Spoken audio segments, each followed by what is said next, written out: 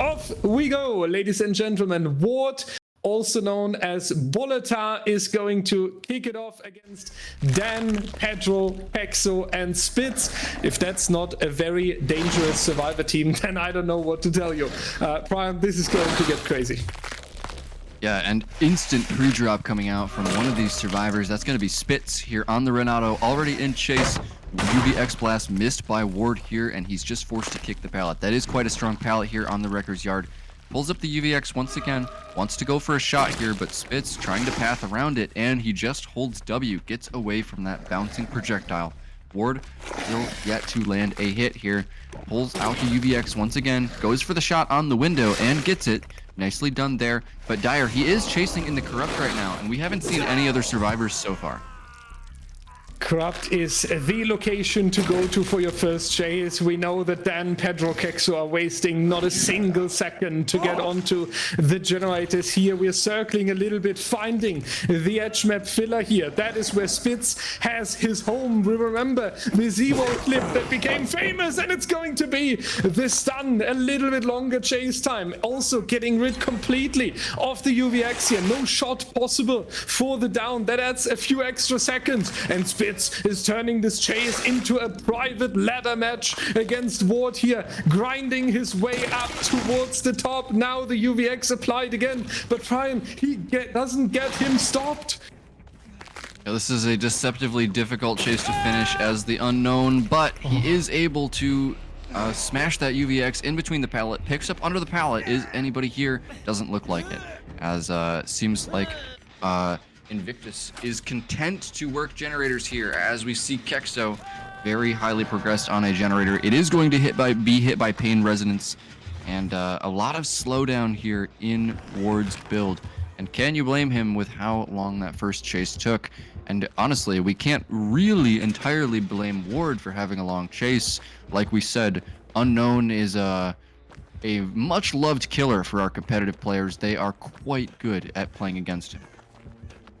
Yeah, they know what they have to do here. Again, everyone, the reminder, Unknown was actually the weakest killer in the winter circuit, has received a little bit of love here from our balancing team, but it seems like Dan, Pedro, Kexo, and Spitz are pointing out once again how weak the Unknown can get when you're playing this perfectly quick, situational summary. 2 gens completed, second stage on Spitz potentially coming in, but we see the survivors slowly rotating towards the hook stage, even dragging the killer towards the outside. So there might be a second mate. Yeah, there they are, hiding behind the locker. So double save coming in, will be safe. Pedro taking the injury here, and that's going to be Spitz though with the deep wound now. Ward wants to get the survivor out of the trial. Very understandable tactic.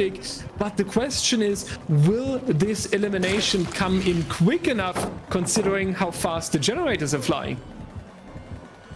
Yeah, and that double save there is such a good play from Invictus. UVX comes out, going to miss again. That's going to allow Spitz to remove that weakened state. Very nice here for Invictus, and he's even got Dan playing with him here. So this Spitz should not be going down anytime soon, as he dodges another shot, running back towards this TL wall. And he's just content to stay back here in this this deep corner area. Both survivors weakened, but they should be able to at least make this pallet and maybe even shack here. As next UVX blast coming out now, goes for the shot and actually is going to hit it there. So Spitz is down on the pallet. There is a very important generator nearby in the shack, and it looks like Ward would like to try to snowball here.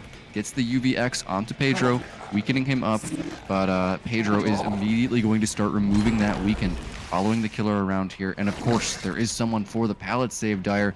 This is a very interesting situation for Ward. He needs to try to find some way to pick this survivor up without getting pallet saved, maybe get them in a basement. Yeah, the snowball would be so good and so needed here at this point, but it still feels like the survivors keeping the control. They are lurking around constantly for the pallet save, even dodging the UVX shot from just 2 meter distance. Very well done. Teleport back, but Kexo, the meat shield, coming out here, saving Spitz, and both survivors now walking freely away. Spitz, however, has the UVX once again onto him. A good shot maybe over this TNL wall. Is it it possible with a bounce off? That's the question here for Ward. We are losing track of Spitz a little bit, who's moving and using the hill perfectly now to break line of sight, reaching over towards the broken bus here. Not the best tile to make a chase, but it is more and more seconds being added to the survivor side, and that means we are going to have the reset and now the pressure back onto the generators. 3 of them have already been completed. The 4th one is waiting straight after the reset. And Prion, this is so punishing now that 3 injuries were just denied while Spitz is not even going down yet. And look at the way Spitz positions his camera to see where the killer is inside the bus at all times. Just amazing chase mechanics by Spitz. He's eventually going to go down here. But even when he was at the TL wall, he was perfectly using check spots to basically see the line that Ward was aiming the UVX with, stay out of that line of sight. And now he's finally going to get put up on his second hook, but not without significant progress being gained by Invictus. Yeah, this is what we talked about, right? With the elimination, it is a good plan in theory, cutting down to 3-1 on the survivor team. But unfortunately, it has been taken way too long to get a hook onto Spitz again. So I wouldn't even be surprised if the strategy for Ward is now becoming a different one. We should see the change towards fresh survivors getting hooked in order to progress a little bit on that 3rd win condition where we are... nice mind game here around the shack. Very well done onto Kexo. This is what I was talking about. This is what we need now. Something surprising, a down on a fresh hook, and then getting a few stages that way would be way more beneficial for Oracle's win condition. He's got about 15 seconds before all of the generators are done here. Kexo on the last gen along with Dan, and it seems like, I mean, they might honestly just let Spitz die. I wouldn't hate that decision from Invictus myself. And yeah, that is going to be the last generator done. And now if you're Ward, you need fresh hooks. Back towards the edge map here. We have it back and forth with Kexo. Final generator in the distance. End game started. Prion, if we get this survivor, would be 3 additional stages on a second unique survivor. But wouldn't you agree with me? We might even need a little bit of a slugging miracle, even though it seems a little bit impossible at this point. Yeah, the door is open here, but the UVX shot does connect there onto Kexo. Going to go for the pickup here. No save coming in, but this is still a dangerous situation for Ward as the door is open. All survivors are standing. Spitz and Pedro seem to be healing off screen, and that is Kexo's first hook. So these survivors from Invictus, they have all the time in the world to reset themselves and go send a double save for Kexo to deny as many stages as they can from Ward. Yeah, Ward is also surprisingly far from the hook here, expecting that this next chase is going to walk out in his favor, collecting a few stages across the board, but he needs to make sure, yeah, that is not going to be enough. That was a save that was just allowed for free from the killer here. Survivors walking out the door, very understandable if they do. Courtney, Ward, V1 and Flix. On the survivor side, corrupt intervention over there on the northern part of Wrecker's Yard, and Ward taking a quick UVX shot. That's going to be good for Nightlight, and now we will have to take a look. How long can we have the first chase? Yeah, Ward able to dodge out on that first follow-up shot. Nightlight actually bounced that off the window, and it landed nowhere near Ward. Actually, the exact same build coming out here, and add-ons for Nightlight, so very interesting there. And he's actually just going to straight up leave Ward since he was able to remove the weaken, find a tile, and now he's going to be chasing onto Courtney here. Goes for an M1, and it is going to land there. Nice play there from Nightlight. Leaving Ward, sensing that he was in a strong area, and that's going to be Courtney taking up a UVX blast while injured. Immediately drops the shack pallet as well. Goes up on the hill. Is this balanced landing? No, it doesn't seem like it, and Courtney barely dodges out on that UVX shot. That would have been disaster for the survivors if it hit. Able to remove the weakened now as he makes it over to this 3-lane sort of tile, one of those new ones on the Autohaven maps, and now he's going to be playing this filler pallet. Wants to try to chain this into shack if he can, but Nightlight zones him off of it. Very smart play there, and now he's going to be stuck at the weaker side of this tile with just the pallet. Head on though, coming out from Ward. Nice play there out of survivors of Oracle, and that's going to allow Cartney to hold W over to the corner of the map. Shot comes in again, but he's going to dodge out on it. Weakened removed. Dire, this chase is going longer than Nightlight wants it to. Absolutely, this is crazy what Oracle is putting up here. Head on, now the body block coming out. In the meanwhile, Cartney dodging into getting rid of the UVX, and we're back onto the shack, which is not the easiest tile for the Unknown to strike with the power. Nightlight never kicked shack, by the way. Yeah, and so we have the pressure there, not on the shack at the moment, considering the generator there is high. Cartney getting rid of the power again. Prion, we're gonna have to run for a lifetime here. Yeah, Cartney now at the better version of the bus tile, going to go down eventually though, but still, that was a insane chase for the circumstances there. Exactly what Oracle wants to get themselves towards this win condition of getting all of their survivors out the door with a very low amount of stages. Nightlight immediately teleports across the map. He is absolutely still in this game. Win condition is 3 stages, 3 fresh. Survivors have a long way to go. They need a lot more gen progress here, and it doesn't seem like they have a significant amount of it right now after popping those first 2. Flicks here, kind of scouting out where the killer is, and that's going to be Cartney unhooked. Now he's trying to play this non-split bus tile, but you know, if I were Nightlight here, I would probably be going for fresh hooks. Yeah, you should really do that. Since our third win condition is the unique survivors hooked, you basically need 3 survivors with 1 stage, and then it's going to be the win for your team. So it would be very understandable, especially with Ward taking quite some risk here. That's going to be the UVX shot. Very nicely done. They're baiting this out. Now Nightlight back towards the shack here, needs to check if Nightlight plans on making a bounce shot, but he moved far enough into the basement or down the basement stairs in order to dodge that shot. Once again here, the power coming out, but not enough to get the down. Cartney this time with a revenge for the protection that he gained earlier from Ward, and that's going to be a millimeter off here in the bus tile. It's enough to go for the power. A little bit of chaos here, but the vault into the bus window. This is insane what Oracle is presenting to us right here. We won in flicks, grinding 2 individual generators in the distance. So if this is going on for a little bit longer here, we will be with 1 generator remaining and only 1 stage so far.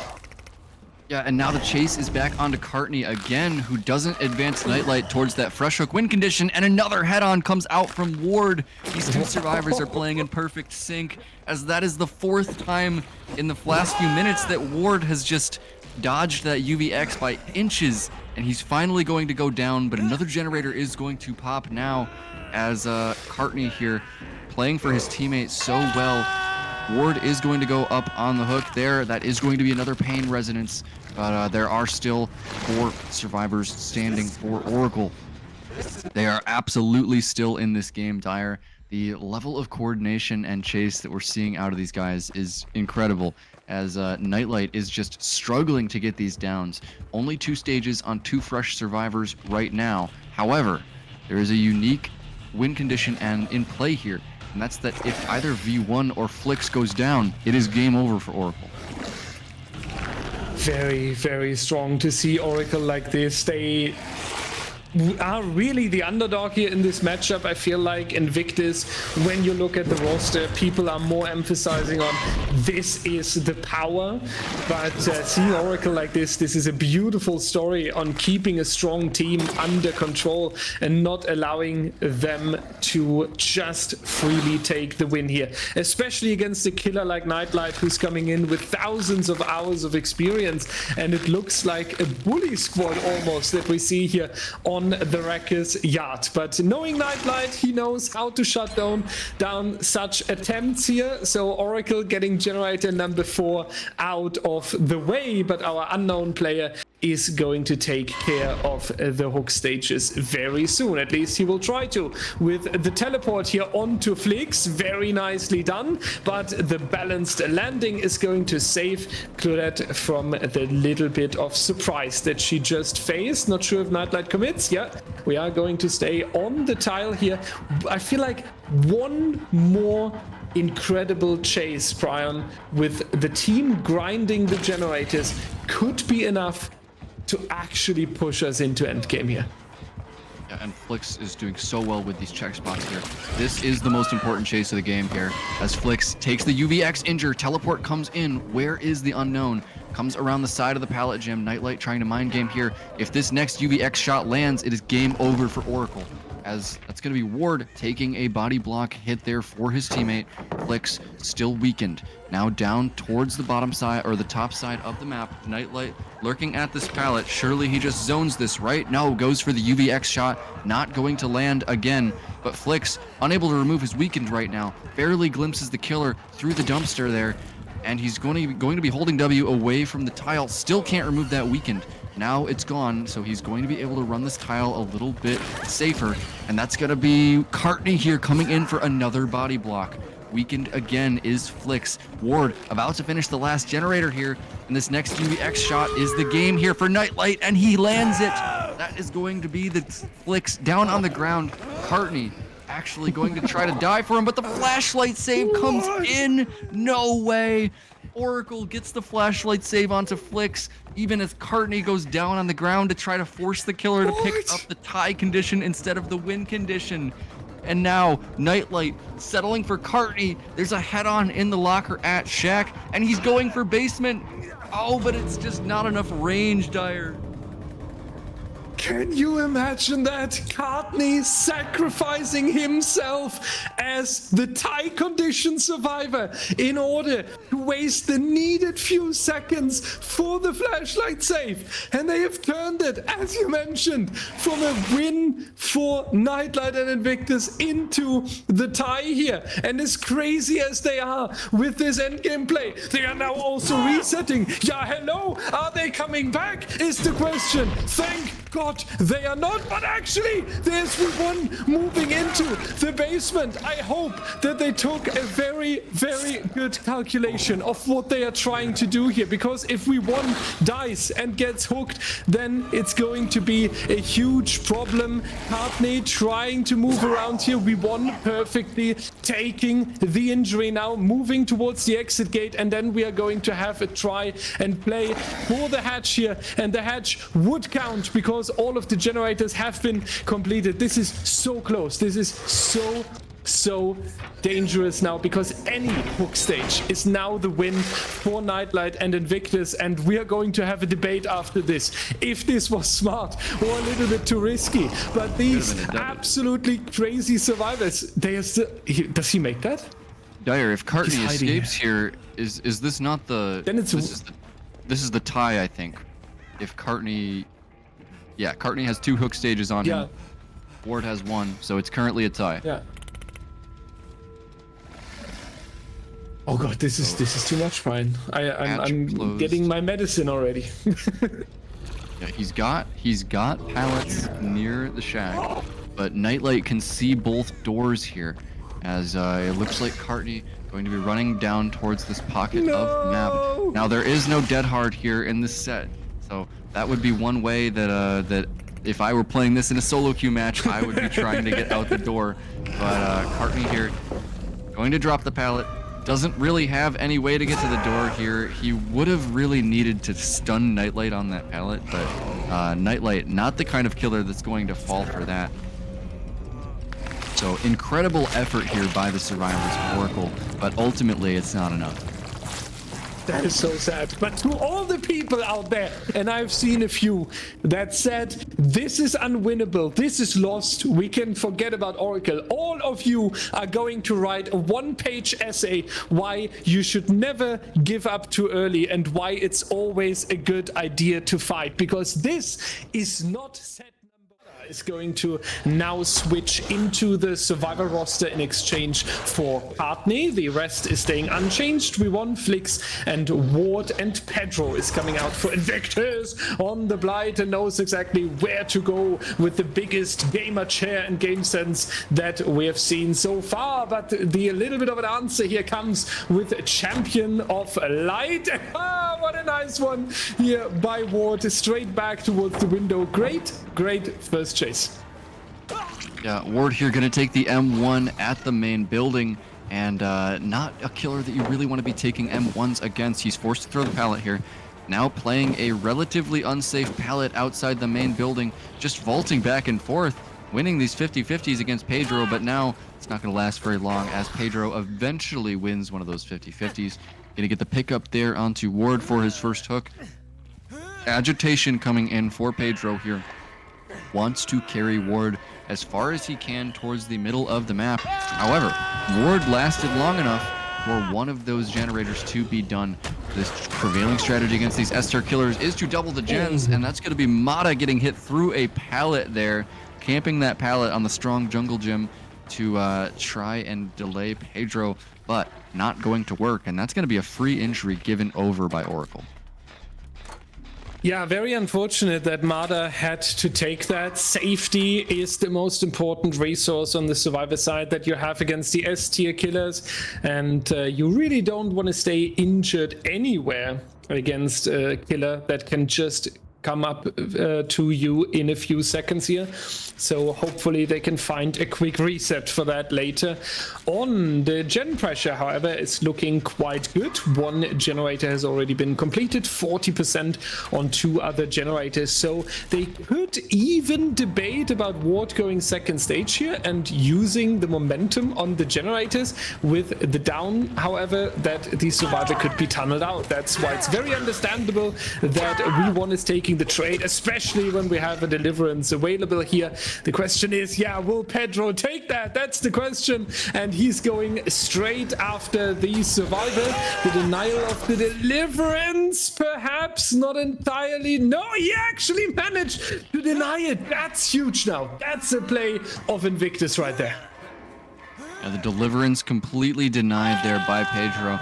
And it's really unfortunate that Mata or Ward wasn't able to run anywhere that he could just hold a chase there. He just went straight back to the same pallet that he originally died on. And that's going to be two gens done in the distance. Ward up on his second hook, but he is actually going to take the time to hook V1. So that is going to be the deliverance removed from the game. However, Unbreakable still in play for V1 here as a flick is going to miss onto Flicks. Nice pathing there out of this Claudette as now we've got two survivors hooked. Nobody's doing gens. And it seems like fast unhook going to come in onto V1. That is the one that the Blight is going to care less about. Mata makes the pallet this time, going to get the stun there and run back down to the bottom side of the map. Survivors have correctly identified that Pedro cares a lot more about the main building side this game. Indeed, yeah, the main building is the show basically, and we are finding the very unfortunate location of the reset. V1 is going to get straight back onto the hook here. Second stage, a pickup coming through onto Flix, but is it going to be the time also to reach a little bit of safety? Pedro moving around here, unfortunately not going to hit that survivor, and it's important now that Oracle's survivors are standing, running, and wasting time, but Ward getting hit. Very unfortunate. Looked like he should reach the shack pallet there, but Pedro a little bit stronger. V1 needs to be safe. That is coming through right now for the people as well, denying the tunnel out on a second survivor. I also think that's the correct play here, but Prion, now we have only 3 survivors. We need to get rid of 2 more generators. I hope that they can gain some time for themselves in the next chase here. And every single generator that needs to be done, Dyer, is near the main building. They are all together there on the top side. And throughout that entire sequence, as now Mata getting pulled out of the locker and put up on a fresh hook, throughout that entire sequence, we have only done half of a gen. That's going to be Flix there on the main building gen. Somebody needs to be working these gens as everybody was responding to the threat of Ward being tunneled out. We had V1 just straight up taking it down. For the people was probably being covered for use, but it just wasn't enough as Ward couldn't make the shack and is removed from the trial. Now Pedro in an extremely strong spot here as the pop and the eruption come down onto the only generator with progress. He's got Mata on the hook on the top side of the map, and remember, this is where all of the generators are. We have a 4-gen here on the top side, only 3 survivors standing. Oracle is going to be hard-pressed to get any more progress here against this S-tier killer. Yeah, this is the tricky thing, right? The 4-gen setup here. Now Pedro in paradise, basically, having Mada hooked here. You can control the area, you can control the gen progress and the hook progression time. So everything working out for you. Oracle would need to pull one hell of a recovery play here. Not only getting the save, because that's not going to do much for them if it's a trade. It will just be the rehook, and Pedro will very happily take that. You need to make it safely towards the midsection and even beyond that towards the shack if you want to pull something here. So an alternative strategy could now be that Oracle is focusing one of the generators that is furthest away here and getting at least the 4th generator guaranteed, to then have in the upcoming trial their killer being able to defend the 3-gen, because Invictus needs to get all objectives out. That might be an alternative here, and it seems like Flix is setting up for that slowly in the distance. Meanwhile, we'll see V1 and Mada fighting for their life here, and that successfully worked. V1 is still completely healthy. Mada reached the midsection. There's going to be an overcome available as well, so once we have the injury, they will safely make it towards the shack, and I can only hope that we are aware of Flix there, because otherwise Oracle might sneak out the gen here. Yeah, amazing pathing from V1 there on that 4 lane. And you're right, Dyer. Pedro is afraid of that generator, and he's going to go try to find Flix here. Flix, though, it seems like a comm came in and is off of the gen, hiding here, I believe, on the edge map here. So Kit going to come in, eruption placed down, and will Flix be found here? Doesn't seem like it just yet. This is so important, Dyer, and it looks like, yeah, Pedro is suspicious, but he doesn't check the corner. He only checked one side of that wall, and Flix going to remain unfound there as the killer just walks away. And now, strong position for Oracle, at least a strong position for them to get down to a 4K1. 4K1 is definitely the goal here for Oracle. Would be good, right? Then you can really tell your killer, hey, didn't work out the best. Oh, Flix, yeah! Nice one right there behind the main building. This is what we need now in order to gain a little bit of time for the generators here. But let's see if Oracle just keeps spinning and grinding like that. Maybe they're just going to repair 7 generators, including a renovation of the main building here. Instead, that's going to be, however, the caster curse of the century. But at least we're getting generator number 4. So good improvement on the Oracle side. Now Invictus definitely needs to break all 5 generators in the upcoming one, meaning they have to get rid of a 3-gen, and that has a little bit more potential for Oracle here now. But I would love if they actually break generator number 5 as well. They would really deserve that. I feel like they are fighting so good. Yeah, I mean, very nicely done here from Oracle to even get down to a 4K1 here, as, I mean, it's going to take a miracle for them to finish all of the generators here, Dyer. I just want to be honest with the position that these generators are in. Just still all around the main building here. They were able to finish 1 gen, but it wasn't one of the ones in the middle, so it doesn't improve their split at all. As V1 chasing in the main building now.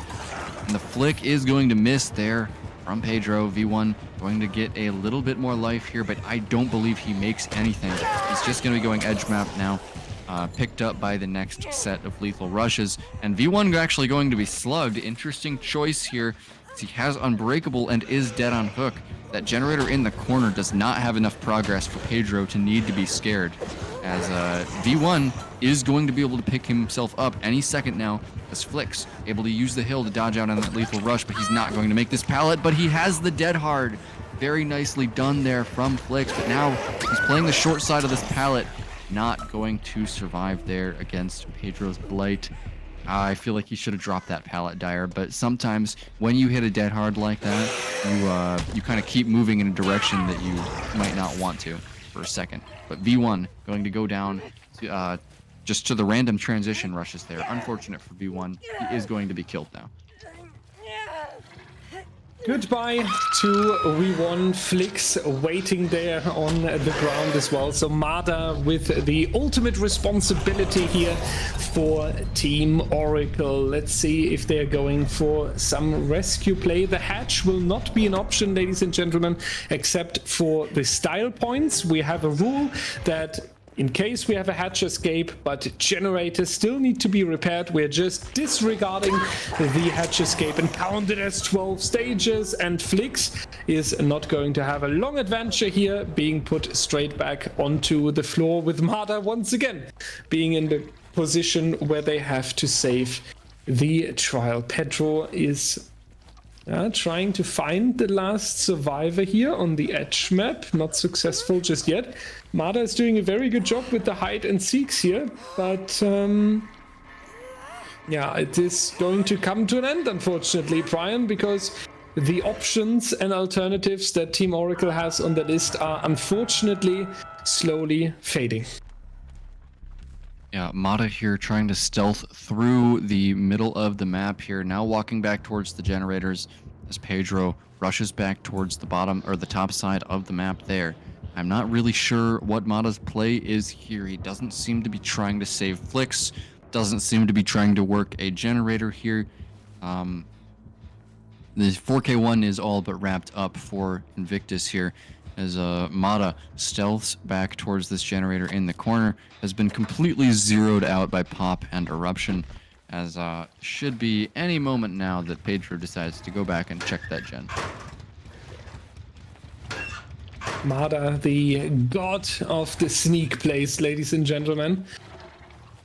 If only there would be enough time to finish one of the generators here for Oracle, but it is not going to be the case. So Pedro will just keep an eye on the hook stage mixed up with the generators in order to make sure that there's nothing unexpected happening, and Mada being found right here on the top side. So we're going into the final chase of the trial, a little bit of a standoff at the pallet. Mada is going to take that, and the good attempt, but a little bit too optimistic for someone as experienced as Pedro, and the attempt is greatly punished with the endgame Mori here. Very well done to Pedro. Invictus can be very happy with that result. However, it does still offer a little bit of a good fighting opportunity for Oracle here, because their killer can hold a 3-gen, and if done successfully, we will have the tie. And then it would only be one more set needed in order to take the first win of the season. Off we go, ladies and gentlemen. Suffocation Pit. One interesting map ahead here with very interesting gen spawns, as much as they can be difficult. The Corrupt Intervention could be a little bit more ideal for V1, I feel like. Yeah, but as you can see here, V1, he does have access to a 4-gen. 3 of them are corrupted here. But I think V1 can already see the way he wants to play. As you saw at the beginning, this is a killer with a lot of game sense, as he didn't even opt to use all of his rushes, just going directly to the place where he thought survivors would be crossing to the other side of the map. Now looking around these trees and rocks, trying to find the survivor that is stealthing to work on this uncorrupted gen.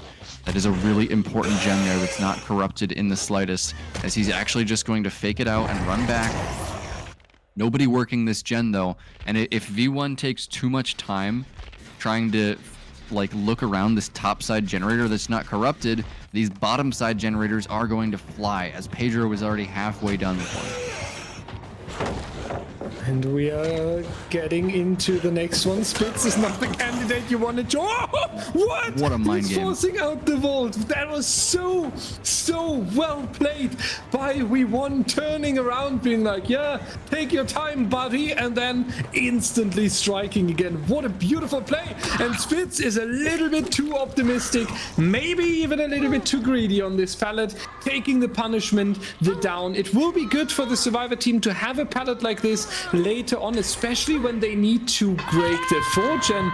But what are we spotting there on the right side at the edge of the map? That is a risky play from the Survivor team if the Blight has the game sense and expects it. However, it is very understandable that V1 does not assume that the Survivor is already setting up over there. So this has a great rescue potential for Invictus. I like the idea here.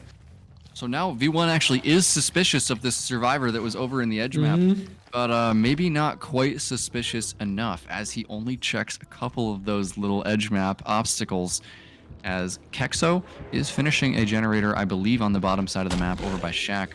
And still, Dan, wants this save. I believe, is Dan the Deliverance Survivor here? I didn't quite see, as, yeah, Dan does have the Deliverance. Is he going to get found here, though? I mean, Dan can get a trade here. If he gets found, it's not the end of the world, but he would rather not get found. And it seems like V1 is choosing to face camp Spitz here. So Dan revealing himself now, and V1 is going to be rewarded for his suspicion that Dan was nearby, and now that's going to be Dan on the ground here. Will he go for the pickup? No, he wants to tunnel Spitz. No, he actually does pick up Dan. Okay, that's going to be ceding the Deliverance over to Invictus here. Is V1 not wanting to maybe deal with the potential dead hard and decisive strike on Spitz. Now, though, he's stretching out towards the bottom side of the map there, misses the flick there onto Spitz. He wants to get a pop down onto this generator, but what's V1's plan here now, Dyer? He looks a little bit lost now. Yeah, this is what I was just thinking as well. I'm so glad you pick up on it as well. It seems like there's a debate going on inside of V1. What is the best strategy to go for? How far do I want to move into the midsection of Suffocation Pit? How much commitment do I want to show to these chases? So we can tell how high the pressure is. There's basically no room for any mistake here. The survivors, as soon as you are giving them the opportunity to work on the gen setup on the top side, will take the chance and will immediately progress them. It seems a good idea that we are going for the reset onto Petro here. Spitz might take the injury if we want. No, he does not go with the follow-up. So Dan just staying on the floor for now. But V1 has a good overview about the generators. He's going back after being a little bit risky. He needs to watch out about these generators on the locks though, but we can really see he wants to scan the area. He wants to create a mental picture all the time. Where are these survivors? How long do they need to make it over towards the generators here? I really like how V1 is playing this. He seems really calm and really collected. I really like how Dan played that. Crawling around on the top side of the map with tenacity and plot twist. Only using the plot twist there at the last second when he was perfectly in position to start working a gen. Now that gen over there in the corner is the one that V1 would probably check last if he thought that somebody was on the top side. As if he loses that log pile gen, it's essentially goodbye to his win condition. He can't even spend time to chase Pedro there at a regular filler pallet. Goes for the bump here. Not able to get around the wood pile though, and that's going to be Kexo making it back to this tile. Not going to make the pallet though. The pallet is also gone. So Kexo going to take an M1 there. And will V1 commit for this chase? He kind of has to. Kexo, he gets to the pallet though and gets the stun on V1. Nicely done there, but this time is so crucial for V1. The firecracker going to come in from Kexo, gets the blind. That tells me that he might not have anything over here in the corner of the map, but V1 has to leave. Dyer, this is really starting to slip away from Oracle. Unfortunately, it does, yeah, because calculations about the generators and the chases is not playing the trial for you. They can only be the base to a successful performance, and what we need to lock down the survivor teams are some injuries, forcing some healing time. We need some downs into some rescues, and especially in best case, the elimination of one survivor, because in a 3v1, it's way easier to go for the generator defense. And I feel like on paper Oracle came very prepared to achieve that, but Invictus survivor team is having the last word for now. They really stay in control of what's happening at the suffocation pit here. They are getting rid of the generators, and now with that fourth one popping eventually, it is only a possible tie for Team Oracle. Tie condition met here for Invictus, and significant progress on this generator over in the corner, as there's only so much you can do with Eruption. V1 really needs to get it down here. The pressure is so high. I even feel like when you get the down now, you almost have to force the snowball immediately. Let's see, he does opt to go for the pallet break.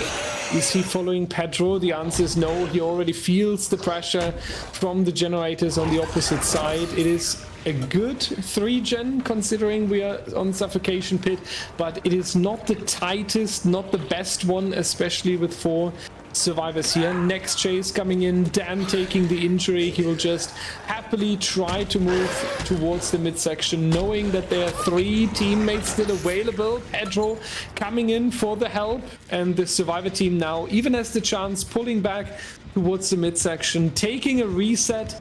So at some point, wow, look at that on the left side. The gen pressure is just absolutely unbelievable. They are not giving a chance to V1 at all. You don't have time to check the edge map here, V1. There are 4 survivors standing, and they are about to meet the win condition. 80, 75 over here. And unfortunately, this hit is not coming through, and Pedro and Spitz, they are celebrating in the distance, getting the party hats out, and the confetti is thrown on Suffopit, ladies and gentlemen. It has been decided. Invictus is taking set number 2. Only 1 set is needed now for taking the win and the 3 points at the start of the season. But Oracle can make a comeback overall. 2 wins for Oracle now, and it would be a tie overall, 2-2, and both teams would get 1 point, just like in football. But V1 is at least collecting the meat pieces here that are scattered out across the suffocation pit now. I'm very certain we will see quite some stages walking out of the door here from the suffocation pit. Invictus looking way stronger, if you are asking me, in the second set. Maybe it's Oracle looking a little bit weaker than in the first set, but here it was definitely more clear who is in control. Yeah, so we are going to be going into the Deathslinger set now. And as you said, Dyer, it is do or die for Oracle. If they lose this next set, it is going to be a 3-0 sweep for Invictus. But they are still in it, in that they can go for a tie here if they can force us to go into the Ghoul set.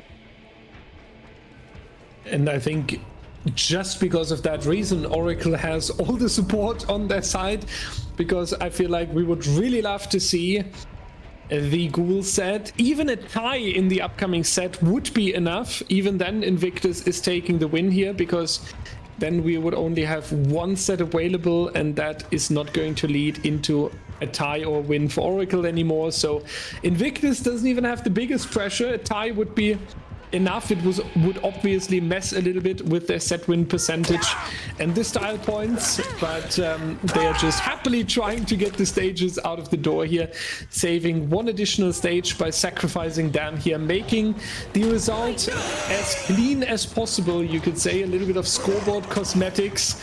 We won getting blocked there. Not sure if he even noticed that Spitz and Kexo were just playing games with him there. We see for the people coming in, very happy survivors that can celebrate that they have taken the set point here. Very, very well done to Team Invictus. And actually, do they have one final big play with the tenacity? Who knows? Okay, no, he actually found him. Okay, it is coming to an official end then. 2-0 for Team Invictus. A tie or a win in the upcoming set would be enough, and we can enjoy one additional Mori here. Yeah, the Slinger, Brian. What is your take on the Slinger? He hasn't been around in competitive DBD for quite a while, together with the Huntress. Now he's back, projectile killer. What's your thoughts on him making the return here? Before I talk about Deathslinger, I wanted to mention one more thing about this Survivor performance for Invictus. Dan spent most of that game on the perfect corrupt split all across the bottom side. Looks like the generators that he would want to protect are more towards the top side with the main building. That middle generator is closer to the main building side, although it is still not that close. So there's a loose 4-gen here for Ward to play with, going into the corrupt area now, looking for his first chase. But honestly, if I were Ward, it'd probably be better to just hold the choke here, as he's not found anybody just yet. Survivors could be really bad for him if somebody has already managed to sneak into the top side, but I haven't seen anybody yet myself. Yeah, is this potentially Nightlight? Okay, no, they are now being found there. I was just about to say, is this potentially them bringing back the 2019 comp strategy, hiding out corrupt intervention? The answer is no, and Ward is a little bit angry, it seems like, that it took so long to find the first survivor with a very nice shot. We see him breaking the chain. Why is he doing that? When we take a look at the add-ons, we do see the cigar down there with a significantly reduced cooldown once you're breaking the chain. So we will see a lot of plays where the Deathslinger is going to reel the survivor, breaking the chain for the injury, and then moving right after them, because it does make it a little bit easier when catching up. Ward trying for a few optimistic shots here. Nightlight is anticipating those and is able to just stay calm and collected also on the penalty. A very beautiful play by Nightlight. Yeah, nicely played there by Nightlight. Shot unfortunately bounces off of the car there, and Ward is going to have to break this pallet.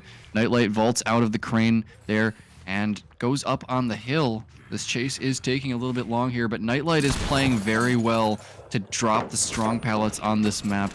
Now drops this weaker filler pallet here, is going to go for a shot. Oh, but he just hits the terrain with it there. Not a good start here for Ward, as Nightlight is actually using the terrain to block the shots here. Now he should go down to the M1. That is finally going to be the first down for Ward, and for one generator in exchange here. But survivors of Invictus are going to have progress on 2 other generators here. Looks like about 30% on each one.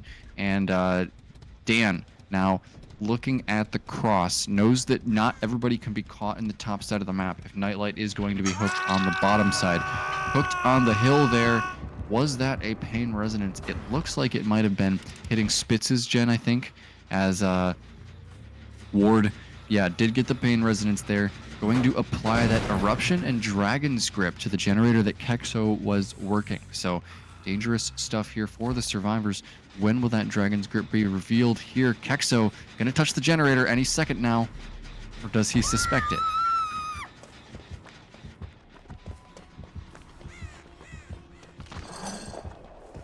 Shot going to miss there, not enough range there. Dragon's Grip is still going to be on Kexo, but it's not going to do anything just yet.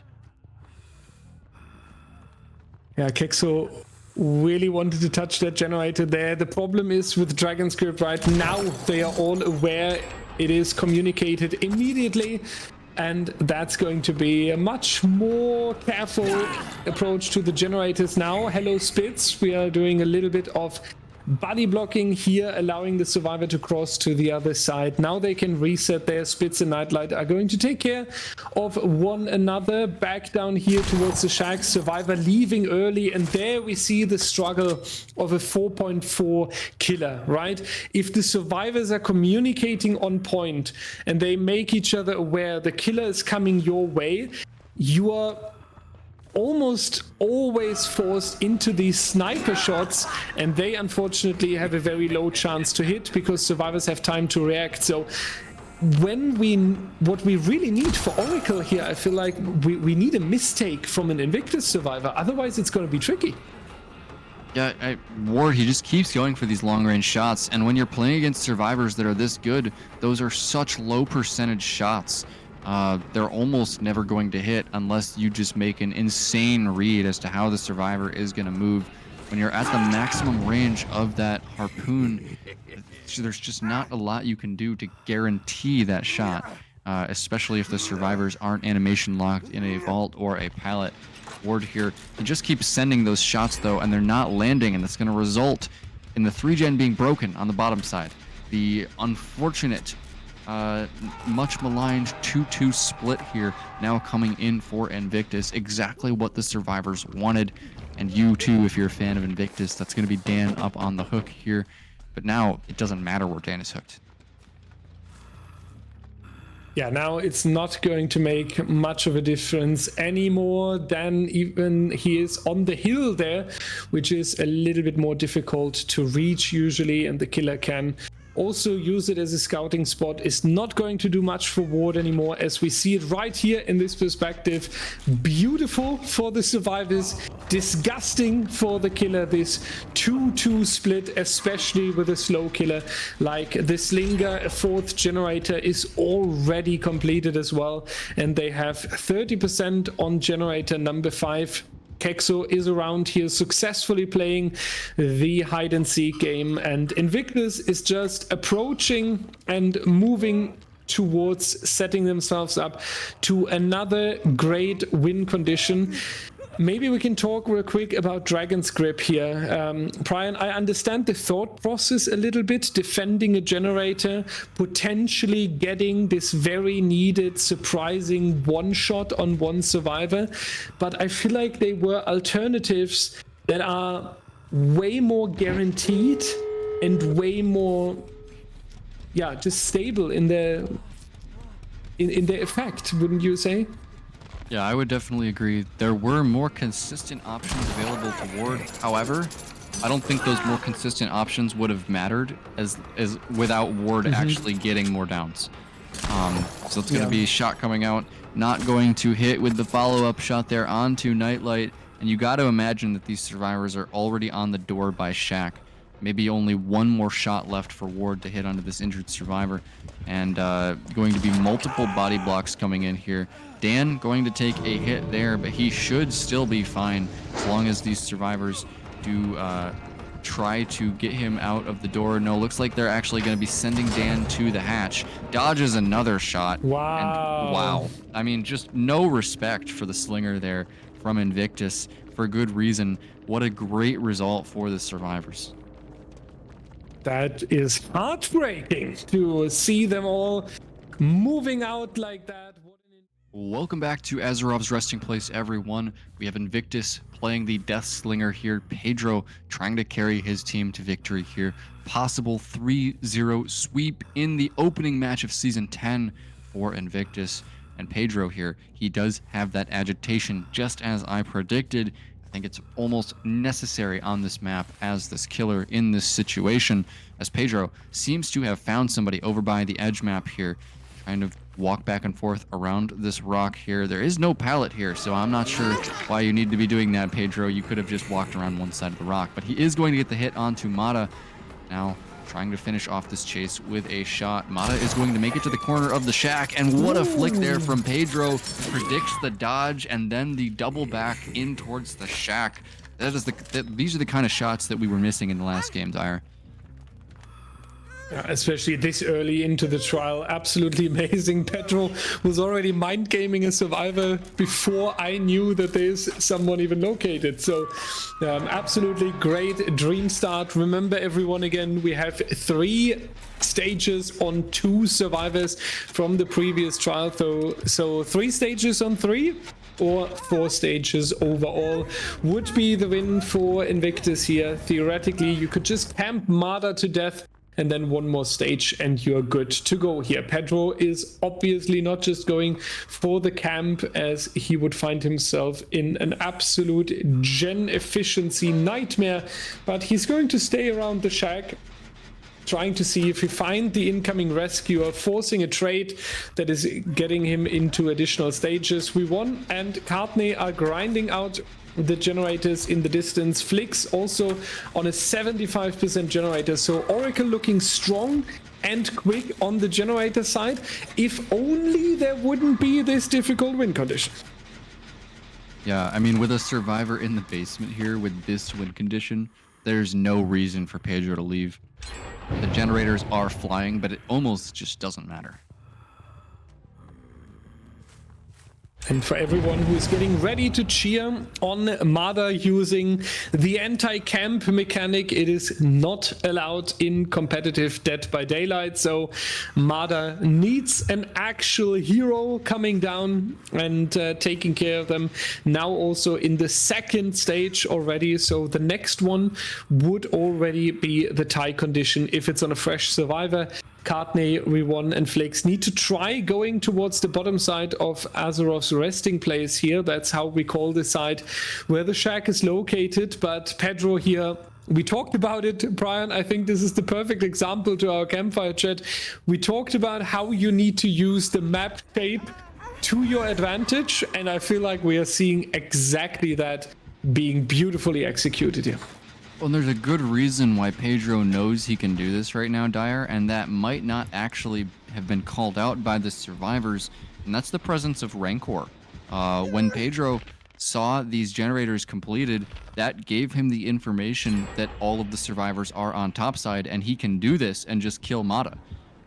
So we are going to be down to 1 generator now, but Mata is going to die on hook.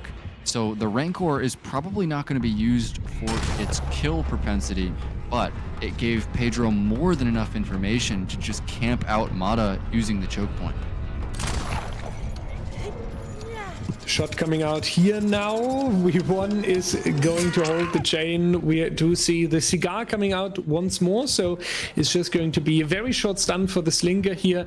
3rd hook stage came through. No tie possible anymore. Either we have 3 on 1 survivor if Oracle is now moving out like this, and the next stage would already be stage number 4, and therefore the win for Team Invictus, meaning we're gonna have the clean 3-0 sweep that opens the season for them in a very dominant way. We1 doing a good job here though on the fun bus, showing us the loops and the skill. Unfortunately, it is now coming to an end, and while Cartney and Flix are grinding the final generator and proving that Oracle has a good, efficient plan regarding the objectives, it is officially Invictus coming out as the first winner of Season 10. They're going to take 3-0. They're also going to take 3 points on the leaderboard in the standings, and they can cross this weekend off as a very successful dream start.